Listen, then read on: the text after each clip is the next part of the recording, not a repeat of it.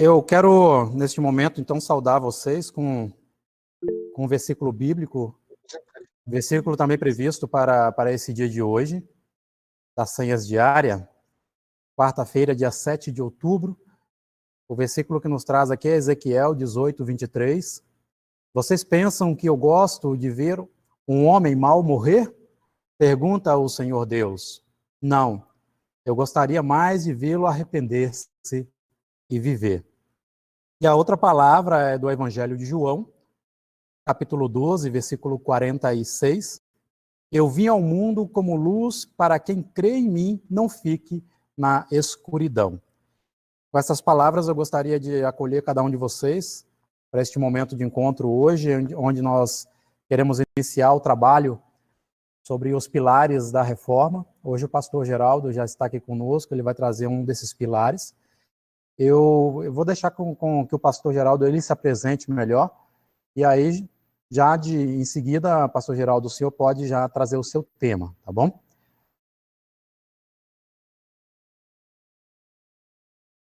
Então, mais uma vez, uma boa noite para todos, para todas. Alguém já me perguntou há pouco, né, onde que eu estou. Eu estou morando atualmente em São José do Rio Preto, aqui no noroeste de São Paulo, uma cidade aí de mais ou menos 450 mil habitantes, maior cidade aqui da região.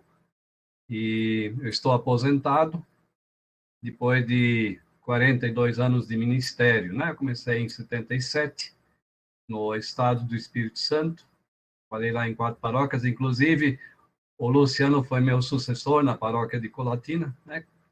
Eu de Colatina saí para Belo Horizonte, de Belo Horizonte depois eu saí para a função de pastor sinodal aí do Sino do Sudeste. E encerrei as minhas atividades, então, em fevereiro de 2019, um ano e meio atrás, tá? Desde então estou morando aqui em São José do Rio Preto. Sou nascido no norte do Paraná, na paróquia de Campo Mourão, mas cresci em Santa Catarina, no Vale do Itajaí, né? Depois de lá eu fui estudar no Rio Grande do Sul. Foi isso um pouco da minha trajetória. Ok? Você falou para eu seguir logo, então, adiante, Luciano.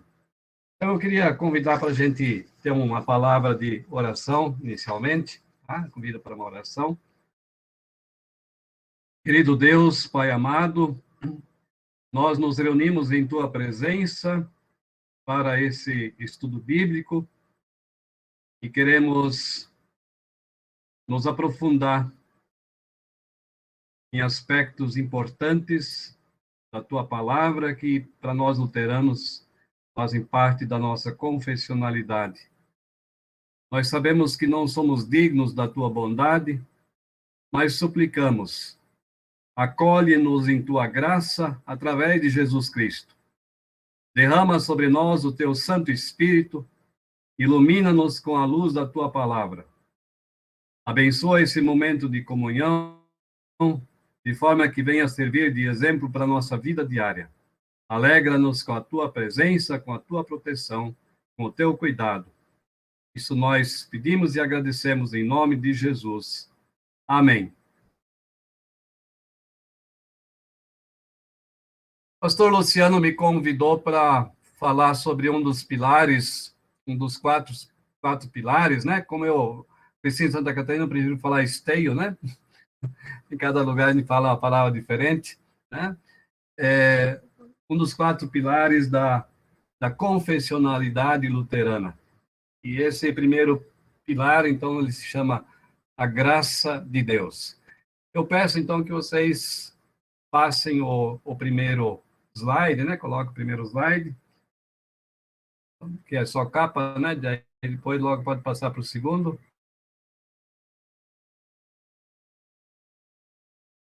Eu vou fazer o seguinte, então, eu vou apresentar para vocês, né, o que eu tenho aqui preparado, e depois, então, quando a gente terminar essa parte, a gente abre para conversa, pergunta, né, contribuição da parte de vocês, tá bom? Então, aqui eu coloquei isso mais como capa, né? Escolhi essa figura, essa imagem, porque para passar justamente a ideia que a graça de Deus é algo que vem do alto, como também diz esse versículo de Tiago 1,17, né? Toda boa dádiva e todo dom perfeito vem do alto, vem da parte de Deus. Então, a graça não é uma coisa nossa, né? Mas é uma dádiva divina. Sim, o próximo slide. Então, a palavra graça, ela nos remete muitas vezes para algo que a gente ganha de graça, né? Ah, isso ali é de graça. Então, quando a gente ganha alguma coisa de graça, é porque provavelmente, supostamente, não custou nada para nós, né? De graça é aquilo que a gente não precisa pagar, tá? Então, por exemplo, um presente de aniversário, presente de Natal e assim por diante, né? Para a gente não tem despesa, mas para quem nos presenteia, para essa pessoa existe um custo, é um preço para essa pessoa, e às vezes um preço até bastante alto, dependente do tamanho do presente, né? Eu acho que isso a gente tem que entender, né? O que a gente ganha de presente pode não custar para a gente, mas custa para quem está doando. Sim, o próximo.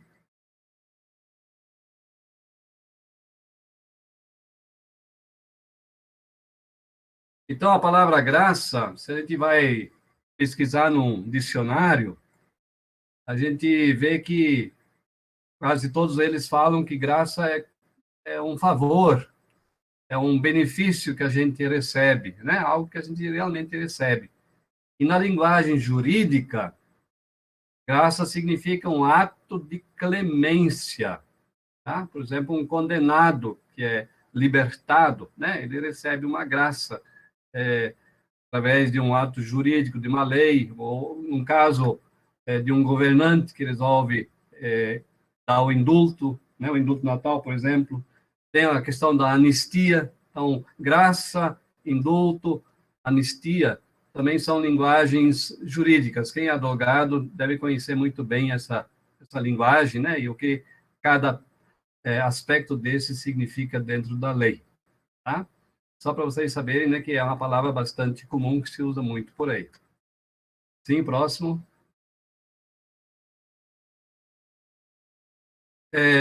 Também nós conhecemos a palavra ação de graças, tá? Comunidade de Campinas, né, com certeza, celebra, né, o culto de ação de graças todos os anos. Geralmente escolhe uma data, né? No interior, eu estou pegando a parte lá embaixo, né? No interior, geralmente o pessoal faz o culto de ação de graças no final da colheita. Então, por exemplo, eu trabalhei no estado do Espírito Santo, os cultos de ação de graças geralmente são lá no mês de junho, julho, quando termina a colheita, tá? Ou então, em alguns outros lugares, se faz quando é o aniversário da igreja, aniversário da comunidade, da construção, da inauguração da igreja, né? Tem uma ação de graça nos Estados Unidos, que é lá no final de novembro, que agradece, né? Sobretudo por mais um ano sob os cuidados de Deus. Então, a ação de graças é a nossa resposta. Aí já é um segundo passo, é a nossa resposta para aquilo que Deus fez por nós primeiro. Tá? A ação de graças sempre é uma resposta ao que Deus fez por nós. Eu cito aí agora uma experiência muito bonita, o pastor Luciano também passou por isso, né? Trabalhando na mesma paróquia que eu trabalhei. Experiência muito bonita nas comunidades lá no interior do estado do Espírito Santo, da quantidade de estudos bíblicos solicitados, né? Principalmente em residências das pessoas, agradecendo por recuperação da saúde, por uma cirurgia bem-sucedida, por boa colheita, pela construção de uma nova casa, por bom resultado dos filhos nos estudos, até por reconciliação com vizinhos, né, que estavam brigados. Tudo isso é motivo das pessoas chamar por um estudo bíblico. É sempre um estudo bíblico no sentido de uma ação de graça, uma gratidão, porque reconhece que é a ação de Deus que fez com que tudo isso pudesse ter acontecido. Tá? Próximo slide. Então, vamos passar então para a graça de Deus. E antes de chegar lá, Vocês com certeza já assistiram a filmes que falam lá do Império Romano, das lutas de gladiadores lá no Coliseu de Roma, né? Ou até filmes que falam dos primeiros cristãos sendo devorados pelos leões. Então, era costume, quando um gladiador, um lutador, perdia uma luta, né? Então, a vida ou a morte dele estava nas mãos do imperador, que estava sentado lá na tribuna. Isso fazia diferença entre a vida e a morte para essa pessoa, porque quando o imperador estivesse de bom humor, então ele apontava o polegar para cima e deixava, então, essa pessoa viver. Mas se ele estivesse de mau humor, não tinha nada a ver com aquele lutador lá que perdeu a luta. Às vezes tinha brigado com mulher em casa, ou, né, uma pulga que mordeu ele, então estava de mau humor, ele colocava o polegar para baixo e a pessoa, então, perdia a sua vida por causa disso, né? Então, isso era muito comum lá, tá? O imperador tinha esse poder da clemência, mas dependia do humor dele, né? Guarde essa palavra, humor. Próximo slide. Deus, né, por sua vez, ele nos concede a sua graça, mas ele não é como o imperador romano, tá? Deus não age por humor. Deus age por amor. Tá? Vamos fazer esse jogo de palavras aí, né? O imperador romano agia por humor. Deus age por amor. Tá? Então, Deus oferece a sua graça para todas as pessoas. A oferta da graça é para todo mundo. De graça. Né? Porque Deus é gracioso, nós recebemos o perdão dos pecados e somos reconciliados com Ele. Não por causa do nosso esforço, por causa do nosso merecimento, mas unicamente por meio daquilo que Jesus fez por nós na cruz. Tá? Deus faz tudo isso porque nos ama. Então, o que Deus faz, a graça de Deus está ligada com o amor. Tá? Amor. E esse amor se manifesta através de Jesus. Nada que nós tenhamos merecido. Tá? Próximo.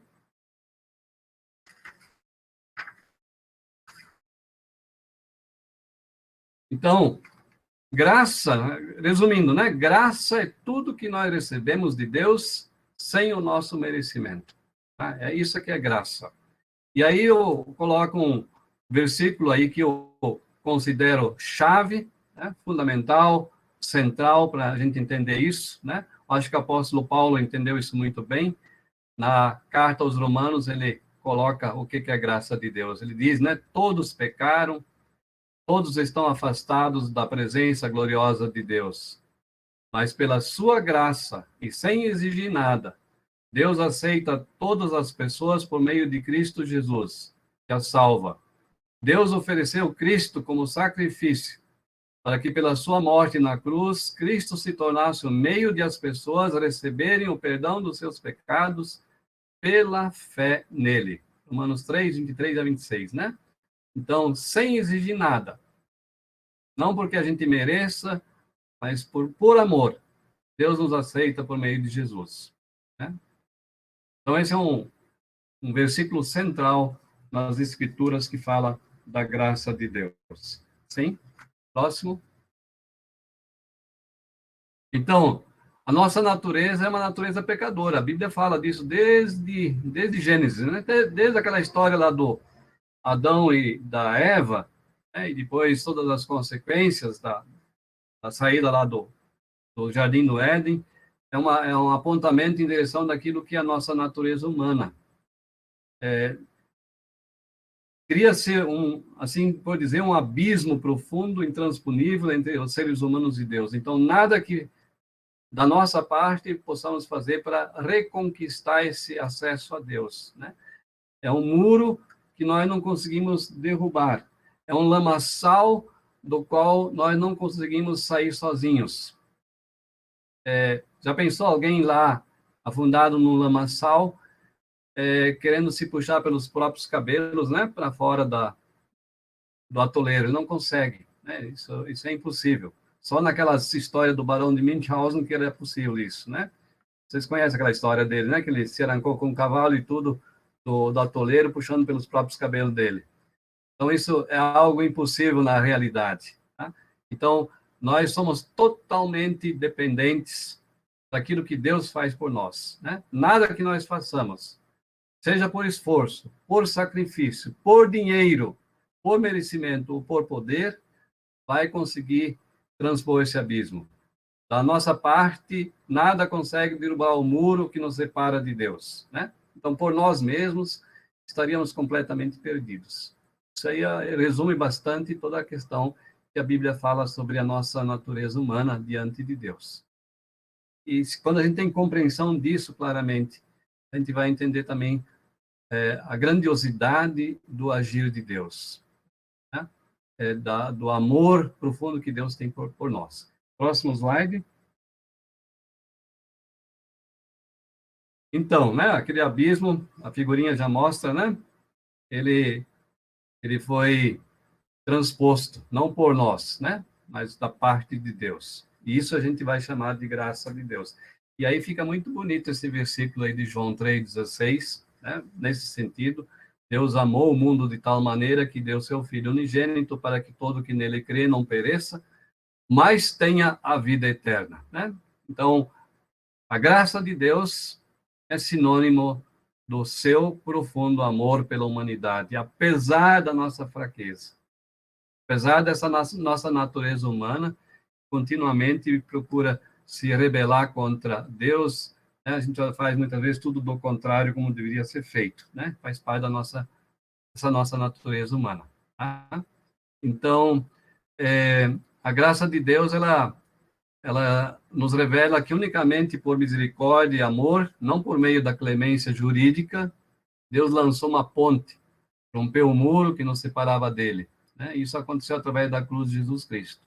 Então, Jesus é a grande graça de Deus para toda a humanidade.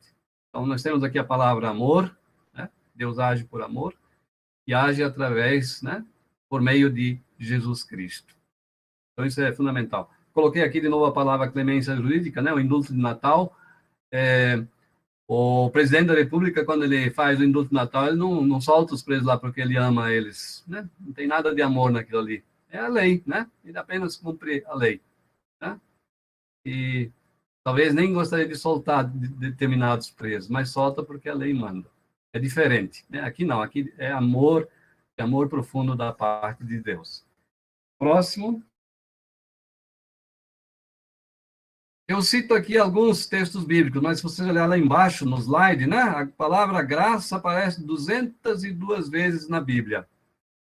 Eu não contei, tá? Eu fui lá na enciclopédia perguntar para o Dr. Google, né, quantas vezes. Mas se a gente for contar, vai chegar mais ou menos nisso também.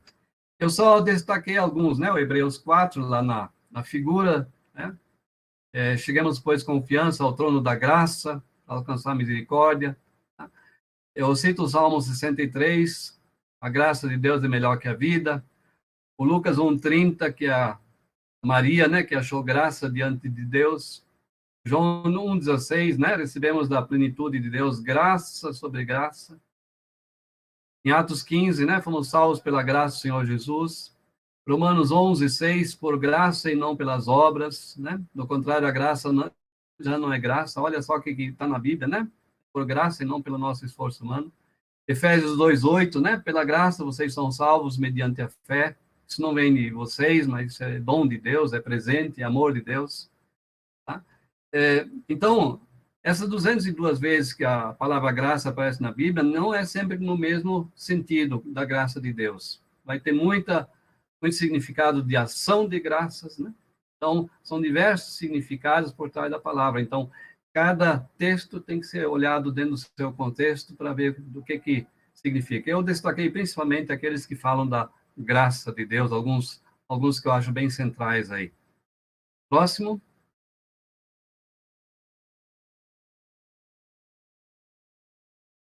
Então, né? Eu antes falei que Jesus é a expressão máxima da graça de Deus, né? Jesus é a graça de Deus. Mas se a gente olhar no Evangelho, né? Eu usei a palavra definir, talvez devia colocar outra palavra. Jesus não desenvolveu, vamos dizer assim, uma teoria, um discurso, né? Em torno do que é graça de Deus. Você não vai encontrar isso assim especificamente no Evangelho. mas ele viveu a graça de Deus e praticou essa graça de Deus na sua plenitude. E eu cito alguns textos só, entre vários. Aliás, podia citar o evangelho todo, tá? Mas eu destaco alguns textos. Em Lucas 7, 36 e 50, né, tem aquela história daquela mulher que lavou os pés de Jesus com lágrimas. A gente lê o texto todo, todas aquelas pessoas que estavam com Jesus sentado à mesa, Jesus estava ali numa refeição, né, junto com uma porção de gente, todos queriam expulsar aquela mulher. A mulher é pecadora, não merece estar aqui. Tá? Aí Jesus aceita, né, o que essa mulher faz e oferece a ela o perdão, oferece a ela uma nova chance. Ela não merece, mas ela é agraciada. Em João 8, uma história parecida, né? 1 a 11, aquela mulher adúltera. Apareceram lá na praça pública com ela, todo mundo com pedra na mão, porque a lei dizia que essa mulher pega em adultério viria ser executada, morta, né? A pedradas. E aí eles veem Jesus lá e perguntam a Jesus, né? O que você acha disso? E ele não diz nada, tá? Só diz uma coisa: quem não tiver pecado, que atire a primeira pedra. E para a mulher, ele fala: vai e não peques mais. Tá? Isso é graça, graça pura. Né? Para quem não merece, de repente, receber essa expressão do amor de Deus. Em Lucas 19, nós temos a famosa, no famoso texto do Zaqueu, né? O Zaqueu também que rejeitado por todos, desprezado por todos, mas Jesus vai à casa dele e recupera essa pessoa perdida. É uma ovelha perdida que ele busca. Tá? Mateus, em Mateus 9, Mateus era um cobrador de imposto igual o Zaqueu, também desprezado. Vira discípulo de Jesus. Tá? Desprezado por todos. O Pedro, lá em João 21, essa história é muito bonita, porque Jesus tem que perguntar 3 vezes para Pedro: Pedro, tu me amas? Porque foram 3 vezes que o Pedro tinha negado Jesus na sexta-feira da paixão, de madrugada. Tá? Então, há uma reconciliação, buscar uma pessoa fraca, uma pessoa que não merece, né? Recupera essa pessoa, graça. Tá? E aí nós temos 2 histórias de parábolas, né? O bom samaritano em Lucas 10 e o filho pródigo, né? Eu coloquei o título Pai e seus 2 filhos em Lucas 15. Tá? Principalmente em Lucas 15, aquele pai amoroso, né? Pai misericordioso que acolhe aquele filho que não merece. Tá? Então, tudo são indicativos no Evangelho de Jesus para a maravilhosa graça de Deus. Adiante, próximo slide.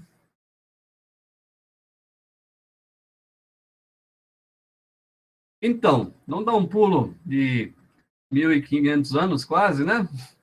Chegar lá no Lutero, tá? E aí também vamos chegar nessa questão aí, como a figura mostra, né? A sola gratia, né? Somente a graça, que é um dos pilares da confessionalidade luterana, né? Vai dizer para vocês que a graça de Deus não é uma exclusividade nossa luterana, não, né? Não somos donos disso aí. A graça de Deus está na Bíblia.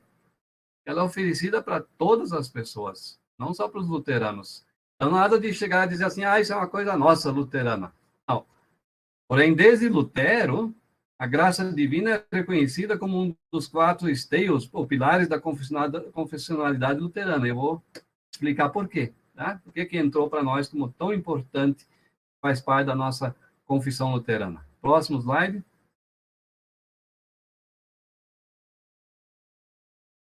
Então, né, todos com certeza devem ter assistido o filme Lutero, alguns anos atrás. Você sabe que no início do filme mostra Lutero, aliás, o filme até começa com aquele raio caindo, né, perto do Lutero. Acho que o filme começa assim. O jovem Lutero, enquanto estudante de direito, eu coloquei, ele vivia fora da caixa. Tinha uma vida praticamente devassa, como muitas vezes acontece entre estudantes. Né? A turma se encontra, gosta de farra, tá? E ele estava assim numa vida bem, bem devassa mesmo. Tá? E aí morre aquele companheiro dele, amigo dele, né? Morre provavelmente atingido por um raio, conforme diz a história, né? Não está bem provado, mas é o que se conta. Tá? Mas a partir da morte desse amigo, o Lutero ele fica com um profundo drama de consciência. Porque ele recebeu desde criança o ensinamento de que Deus é um Deus vingador, um Deus cruel, né? Um Deus que tem ira, tem raiva da gente por causa do nosso pecado. Então Lutero começou a se perguntar o que eu faço para alcançar um Deus misericordioso. Então ele largou o estudo de direito e foi para o mosteiro, né? Se tornou monge, tá? E nem lá conseguiu aplacar essa ira de Deus, né? Acalmar sua consciência pesada, né? Ele sofria profundamente por causa disso. Próximo. Mas o que libertou o Lutero foi a leitura da Bíblia, né? Romanos 1:17, que se tornou assim chave, né, para a nossa confessionalidade luterana. O justo viverá pela fé. Essa palavra foi uma palavra libertadora, que abriu seus olhos, abriu seu coração. Eu digo, ele redescobriu o Deus misericordioso. Porque antes disso já foi o Paulo, né, que escreveu isso em Romanos. Né? O Lutero simplesmente redescobriu esse Deus misericordioso, um Deus que nos ama irrestritamente por meio de Jesus Cristo. Tá? Então, o nosso esforço humano pouco produz, né? O Lutero não conseguia esse alívio da sua consciência, mas a palavra de Deus realmente colocou para ele abriu essa porta libertadora. Tá? Por isso, então, Lutero colocou essa graça de Deus na centralidade da sua teologia luterana. E ela passou a ser um aspecto fundamental da nossa confessionalidade luterana. É um dos 4 pilares. Então, pela sua graça, sem exigir nada, Deus nos aceita por meio de Jesus Cristo, conforme nós já lemos antes em Romanos 3:24. Próximo slide. Então, atualizando isso um pouco, né? Existem pessoas e grupos religiosos, eu não vou citar nomes de igreja, né? Ele está num lugar público, né? Isso pode citar nome, mas aqui não posso fazer isso, não. Também não vou fazer, né? Então, existem pessoas e grupos religiosos que defendem que a graça de Deus não é para todas as pessoas. Tem gente que defende assim, tá? Reconhecem o poder da graça de Deus, né? Entendem ela, mas entendem ela que ela é apenas para algumas pessoas escolhidas. E tanto que começam a fazer julgamentos sobre procedimentos de pessoas, comportamentos de pessoas, né? E às vezes até falam bastante de nós luteranos, porque nós luteranos somos bastante, chamam a gente de liberais, né? Liberais demais, né? Que isso não é uma vida sob a graça de Deus. Então tem essa crítica sempre de novo, tá? Mas essa ideia de que a graça é apenas para alguns poucos, para alguns escolhidos, ela coincide bastante com a ideia que se tem da concessão do Espírito Santo no Antigo Testamento. Você vê o Antigo Testamento, eu cito aqui Números 11:17, a história de Moisés, lá a gente percebe que o Espírito Santo era apenas dado para as lideranças do povo, né? Só a liderança do povo que tinha graça, os outros não, né? Tanto que lá em Números 11:17, quando o Moisés reclama, né, de que está muito pesado para ele, então se retira do espírito que tinha no Moisés e se passa para mais algumas lideranças que vão trabalhar junto com ele. Tá? Já o Novo Testamento nos testemunha, e eu acho que isso é bonito, que o Espírito Santo é dado por Deus para todas as pessoas através do batismo. Né? O discurso de Pedro, lá em Atos dos Apóstolos 2:38, diz, né? Arrependam-se, sejam batizados e recebam o Espírito Santo. Né? Dito com todas as letras. Então, é para todas as pessoas. Né? Os luteranos confessam que a graça de Deus é oferecida para todas as pessoas e é acolhida pelas pessoas que a recebem mediante o reconhecimento dos pecados, arrependimento, conversão e nova vida. Quer dizer, uma trajetória de vida, né? Não é assim também que a gente transforma isso em chamada graça barata, ou seja, né? Deus nos perdoa, Deus nos acolhe, então eu posso fazer o que eu bem entendo. Não é bem assim também, não, tá? Tem uma resposta, né? Tem uma ação de graça da nossa parte em resposta, em reconhecimento daquilo que Deus fez por nós. nos outros pilares, amanhã e seguintes, né, vocês vão ver também essa questão aí, por exemplo, da fé, né, a nossa resposta de fé para tudo aquilo que Deus faz para nós. Primeiro, eu vou me manter hoje simplesmente e praticamente só em cima da questão da graça, tá? Próximo slide. Então, existem pessoas, né, e grupos religiosos que defendem que a graça de Deus já foi concedida, que Jesus já morreu e ressuscitou, e, portanto, nada mais precisa ser acrescentado. Então, as pessoas afirmam e se comportam assim, né, que já estão salvas e que o pecado não tem mais poder contra elas. Então, isso também não é uma confissão luterana, né? Isso não tem nada de luterano nessa afirmação, né? Nesse jeito de ser. Tá? Dizer, eu já estou salvo, já tenho a graça, já está tudo feito, já está tudo, não precisa mais acrescentar nada, então eu também não preciso mais fazer nada. Tá? Os luteranos entendem que nós vivemos numa dinâmica de fé. Tá? Lutero falava muito de uma dinâmica. O famoso já agora, ainda não, né? Deus já fez tudo o que tinha que fazer por nós, mas, né, o céu ainda está à nossa frente. Nós estamos dentro de uma dinâmica de vida ainda. E o pecado ainda nos cutuca o tempo todo. Tá? E o Lutero falou disso no Catecismo Menor, quando fala do batismo, né? Ele disse que precisamos afogar o velho Adão diariamente, para que diariamente renasça uma nova pessoa que vive em justiça e pureza diante de Deus eternamente. Então, Deus já fez tudo por nós de fato. Né? Jesus já veio, deu a sua vida por nós. Mas a nossa vida é dentro dessa dinâmica contínua, constante, diária. Tá? O próprio Lutero, diariamente também, não, sempre de novo, quando ele se sentia tentado, ele dizia, sou batizado. Ele se apegava no batismo para lembrar aquilo que Deus fez por ele. Tá? Por nós mesmos, facilmente a gente decai de novo. Né? Retorna, né? Afunda de novo no lamaçal se a gente não cuidar.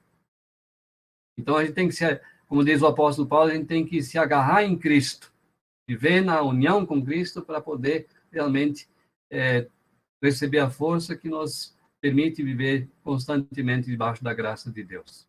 Tá?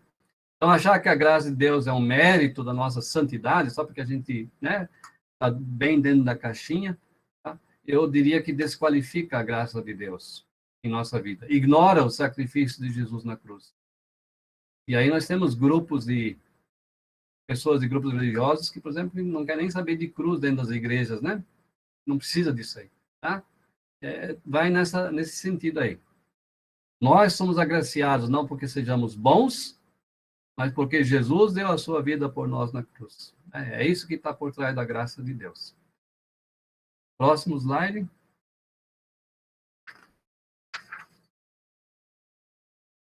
Então, terceiro aspecto que eu queria colocar, né? Eu só levantei 3 aspectos. Existem pessoas e grupos religiosos que afirmam ser possível negociar com Deus e assim obter a graça, os benefícios, né? Induzem as pessoas a fazerem sacrifício, né? Geralmente pessoas desesperadas. Né? Sacrifício aqui é o sinônimo de pagar com dinheiro, bastante dinheiro, para obter cura de enfermidade, melhoria de condição de vida e ascensão social. Né? Vocês veem isso na televisão todos os dias, né? Dá tudo que você tem que Deus vai te devolver em dobro. Né? Fazer uma negociata com Deus. Eu chamaria isso de graça comprada. Então, isso está muito forte hoje. E eu acho que nós, como luteranos, temos uma base confessional bíblica muito sólida, muito consistente, para fazer frente a isso. Eu só queria dizer uma coisa ainda sobre o slide anterior, eu esqueci de dizer. Tá?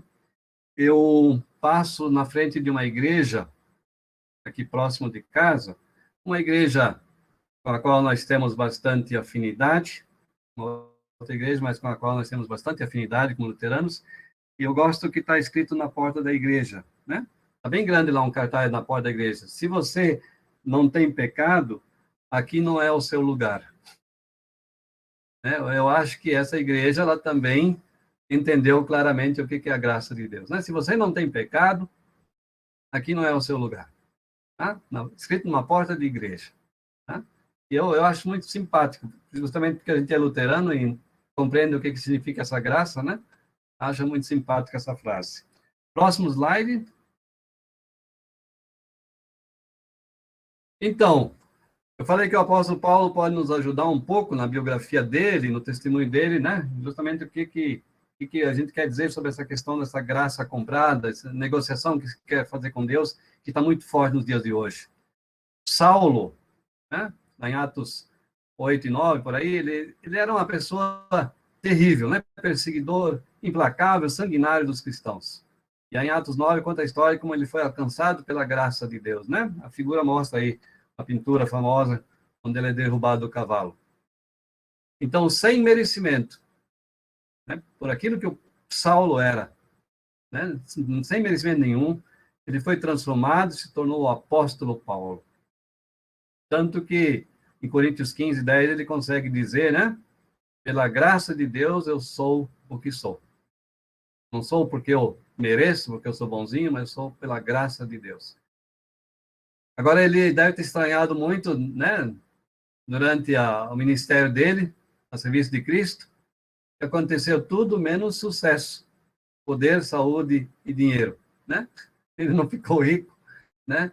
Ele não tinha saúde, ele inclusive tinha um espinho na carne, que ele sempre reclamava disso, né? Dinheiro, provavelmente, também só vivia de ofertas, né? Que o pessoal já para ele. Então, eu diria assim, que o seu ministério foi marcado por pancada sobre pancada. Se vocês lerem 2 Coríntios 11, ele faz uma lista do que ele tudo passou na vida a serviço de Cristo. E, por fim, né?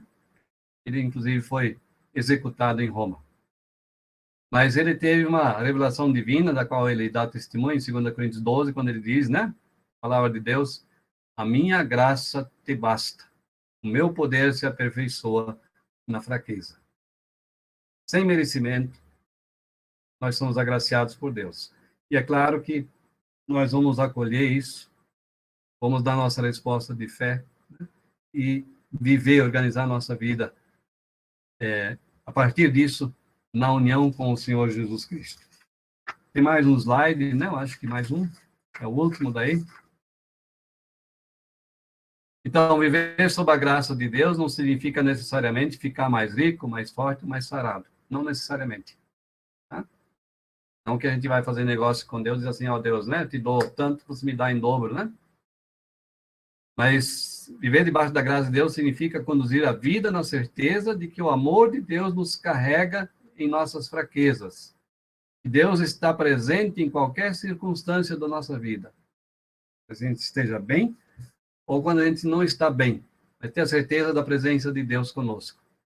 E tudo que fizermos sempre será tão somente resposta ao que Deus fez por nós primeiro, através de Jesus. Tá? E com essa palavra, então, eu termino essa parte e abro, então, para vocês, né? Fazerem seus comentários, suas perguntas.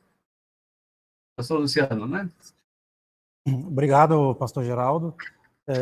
Gostaria, então, de abrir agora para que vocês possam trazer suas dúvidas e perguntas, e eu já quero abrir com duas, né, duas perguntas e, de repente, dúvidas também, para o pastor Geraldo trazer para nós aqui um esclarecimento.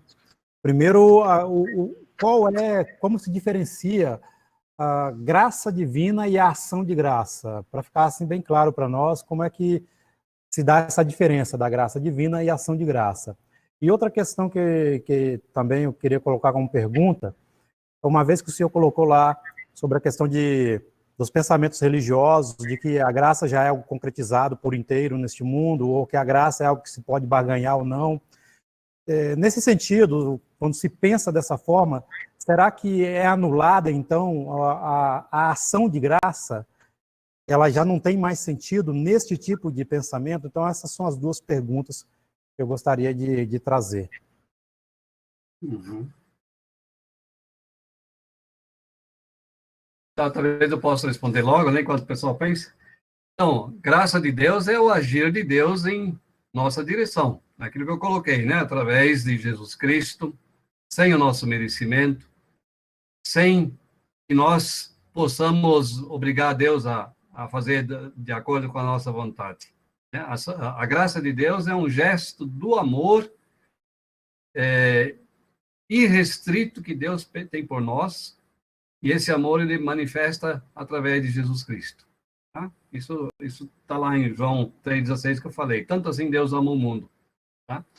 Ação de graças, eu digo para vocês que é a nossa resposta, é o nosso reconhecimento humano daquilo que Deus fez por nós, sem o nosso merecimento. É reconhecendo o poder, reconhecendo o profundo amor que Deus tem por nós. Então, é a nossa resposta de gratidão. Tá? Ação de graça, as nossas ofertas de gratidão, né? A contribuição na igreja, ela também tem esse sentido de ser sempre uma resposta ao profundo amor que Deus tem por nós, né? Através de Jesus Cristo. Então, quando você fala a segunda parte aí, se a ação de graça fica anulada diante, né, daquilo que eu coloquei ali, né, dessas manifestações religiosas, de grupos que estão por aí, não. Né? A ação de graça, ela é uma resposta sincera. Né? Lembra que eu falei antes dos estudos bíblicos lá, no interior lá da paróquia de Colatina, né? Lembra? O pessoal chamava a gente para o estudo bíblico não para que a casa fosse construída, não para que a pessoa ficasse com saúde. Pedia oração, né? Mas o estudo bíblico de ação de graça acontecia depois, quando a saúde estava recuperada, quando a colheita estava feita, né? Quando a questão, a briga tinha sido resolvida e as pessoas reconciliadas. Então, a gratidão profunda, reconhecendo o agir de Deus, e sem o amor de Deus não teriam conseguido chegar a tanto. Tá? Eu acho que a ação de graça nunca fica anulada, mas ela tem que ser autêntica, ela tem que ser esse reconhecimento. Né? Eu não estou comprando Deus com isso. Eu estou agradecendo aquilo que Deus já fez por mim primeiro. Não sei se eu respondi bem, né? Ficou claro?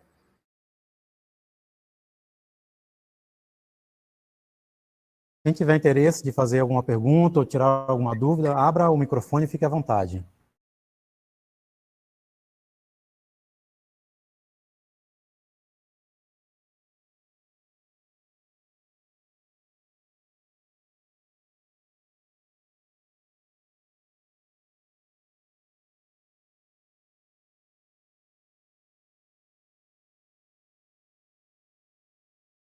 Alguma contribuição por parte do pessoal?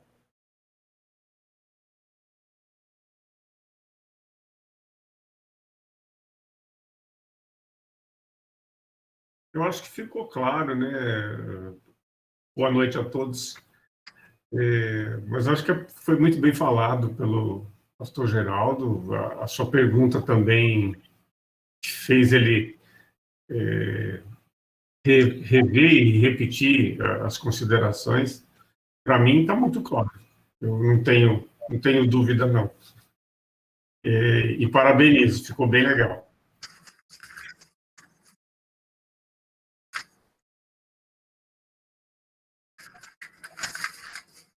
Então, eu também queria agradecer, porque eu sempre tive muita dúvida sobre a graça, né? E agora acho que ficou um pouquinho claro, um pouquinho mais claro. Já anotei os versículos aqui que eu posso dar uma olhada na Bíblia. Os slides estão com o pastor Luciano, então se vocês quiserem ter acesso, né? É só pedir para ele, tá? Está com ele. Pode usar à vontade. Tá bom. Obrigada. Como Lauri quer falar? Tá, obrigado, pastor Geraldo. Vocês estão me ouvindo? Então, pastor Geraldo, aí acho que é um pouco mais ouvir da sua experiência pastoral. Acho que a sua exposição ela ficou muito clara. Agora, eu penso na espiritualidade católica. Você tem uma outra leitura, embora nessa declaração conjunta católico-luterana a gente chegou num consenso e tal, Mas para os católicos, a gente contribui com a obra de Deus com as boas obras. Quer dizer, ainda tem essa ideia um pouco, a gente ganha méritos diante de Deus. Eu me lembro lá desde criança, assim, meus amiguinhos católicos diziam, olha, a gente tem que fazer uma boa ação, né? Hoje eu já fiz uma boa ação, né? Uma vez a gente estava voltando da escola e tinha lá um grupinho de briga e a gente falou para o valentão lá da nossa turma, vai lá e dá uma corrida nele. Ele falou, não, hoje não, porque ontem me confessei, né? Mas você tem um pouco essa ideia de que se eu faço uma boa ação, eu tenho mérito diante de Deus. Lutero disse, quem entendeu a graça de Deus, ele não pode não amar. Então, a fé está para as boas obras como os raios estão para o sol.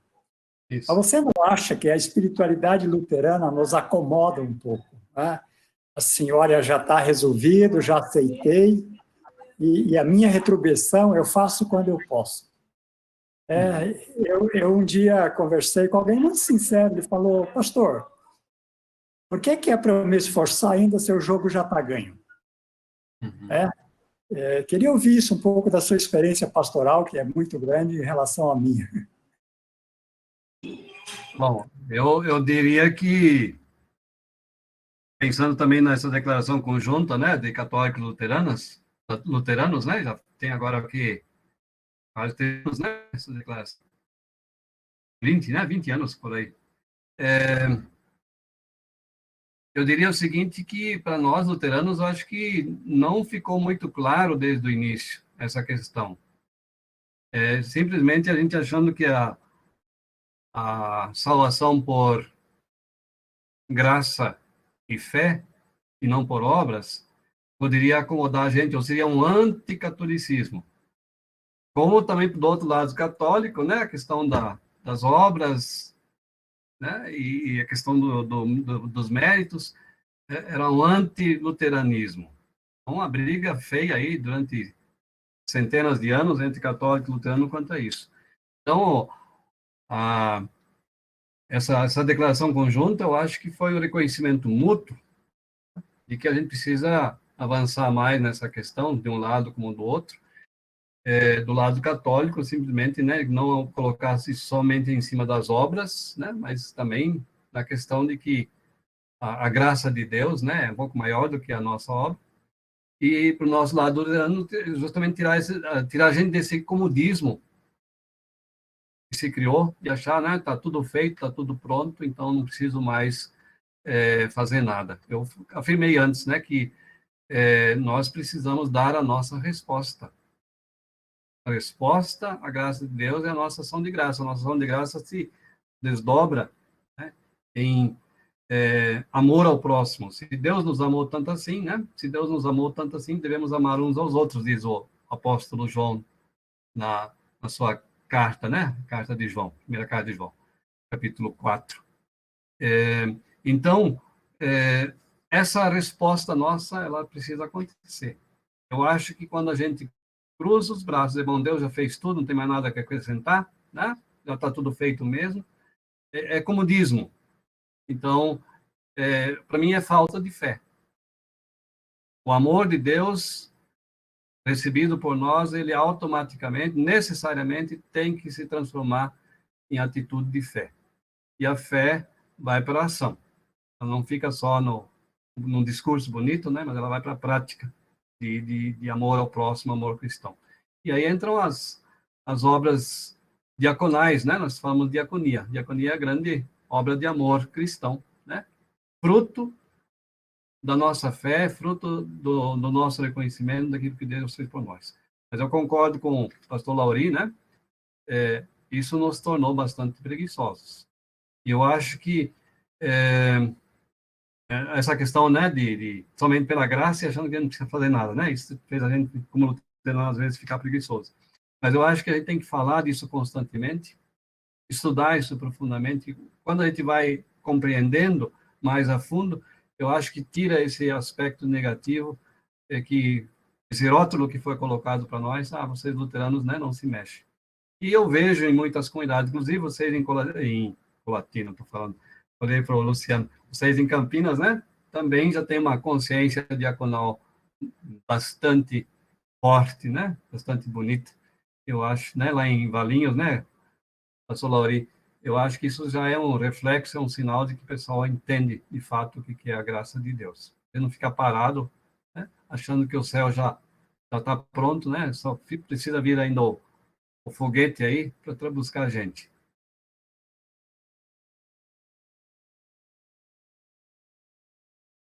Ainda está aberto para perguntas e também colaboração do grupo? Alguém mais?